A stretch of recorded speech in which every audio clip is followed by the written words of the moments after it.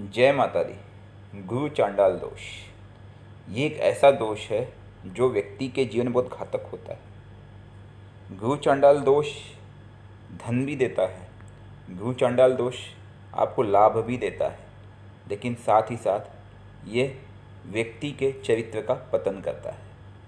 आइए जानते हैं ये कौन सा दोष है और इससे होने वाली हानि क्या हो सकती है और इसके उपाय कैसे किए जा सकते हैं। जब किसी जातक की कुंडली में गुरु राहु या केतु के साथ किसी भी भाव में आ जावे तब वह गुरु चांडाल दोष बनाता है।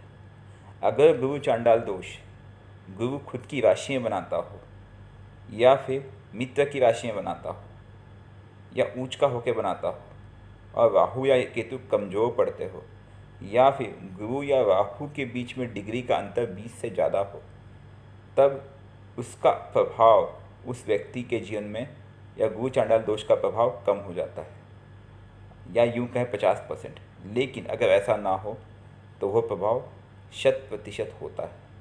इसलिए कुंडली की विवेचना करते हुए इन सब बातों का ध्यान रहना आवश्यक है। कई बार हम देखेंगे कि गुरु 28, 27, 28 डिग्री पे बैठा हुआ है किसी भाव में और उसके अगले ही भाव में राहु बैठा है 3, 4 या 5 डिग्री पे, तब भी वह गुरु चांडाल दोष अवश्य बनाएगा। तो विवेचना करते हुए इन बातों का भी ध्यान देना आवश्यक है। उदाहरण के लिए हमने यहाँ पे 8 नंबर की कुंडली ली हुई है जिसके स्वामी मंगल है और हमने दिखाया हुआ है गुरु चांडाल दोष चौथे भाव में जहाँ पे 11 नंबर लिखा हुआ है। यहाँ पे गुरु चांडाल दोष बनने के कैसे बना है, गुरु के साथ राहु महाराज आ चुके हैं। तो राहु क्या करेंगे, अपना प्रभाव गुरु पर डालेंगे और गुरु जो कि ज्ञान के देवता है वे उस व्यक्ति की मानसिक विभ्रमति करेंगे और व्यक्ति चांडाल के रूप में गलत कार्य करेगा। वो धन भी दिलाएंगे यहाँ पे, जैसे चौथा भाव जो है सुख का कारक है, गाड़ी बंगला का कारक है, तो वह व्यक्ति प्रॉपर्टी बहुत अर्जित करेगा लेकिन गलत रास्ते से। कई बार देखा गया है जितने बड़े बड़े दोषी या डाकू या बड़े बड़े तानाशाह पैदा हुए हैं उनमें गुरु चांडाल दोष पाया गया है। वो बड़े विद्वान होते हैं लेकिन गलत तरीके से कार्य करने में सक्षम होते हैं क्योंकि साथ में राहु या केतु आ जाते हैं। ऐसे ही गुरु चांडाल दोष विभिन्न भावों में आ करके अलग अलग कार्य करा सकता है। अगर वही लग्न में आ जावे तो व्यक्ति पूरी तरह से तामसिक हो जाता है और गलत कार्य करता है। द्वितीय या तृतीय भाव में आने पे धन कमाने के लिए वो कभी पीछे नहीं हटेगा। यहाँ तक कि तृतीय भाव में वो भाई बहनों से भी किसी भी हद तक जा कर के उनकी प्रॉपर्टी भी अपने कब्जे में ले सकता है। पंचम भाव में अगर गुरु चांडाल दोष आता है तब वह बच्चों को सही दिशा नहीं देते, उनके लिए धन कमाना ही उद्देश्य बन जाता है और इसलिए वे नैतिक शिक्षा से बिल्कुल पीछे हटेंगे और केवल धन को उद्देश्य मानेंगे। छठे भाव में अगर गुरु चांडाल दोष आता है तो शारीरिक कष्ट भी दिलाता है और व्यक्ति को बहुत ही तामसिक बना देता है। सप्तम भाव में गुरु चांडाल दोष का नैतिक और चारित्रिक पतन कहलाता है।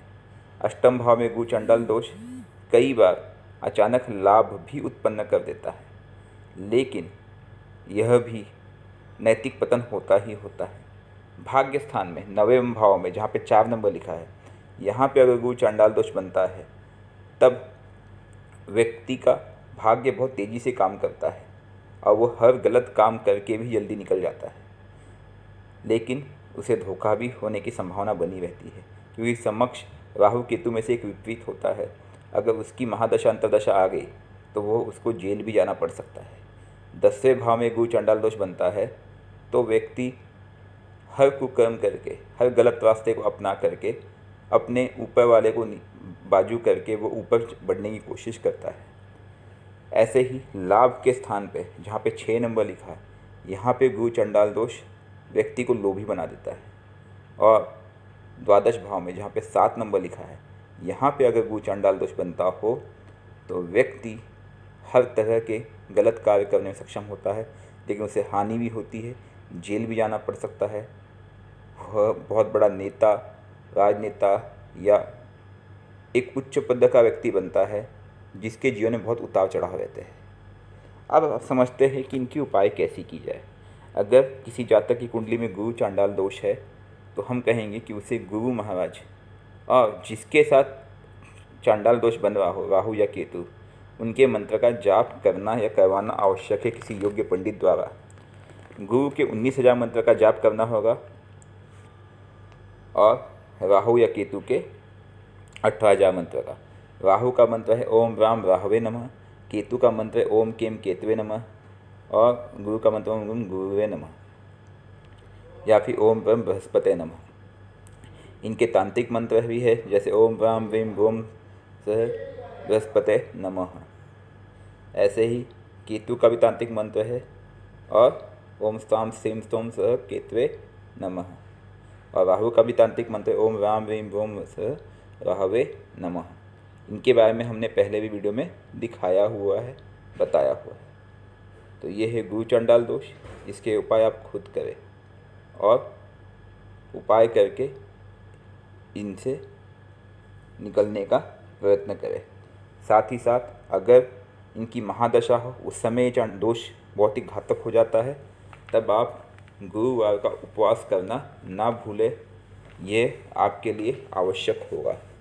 गुरुवार का उपवास आपको इस दोष से निवृत्ति दिलाने में सहायक होगा।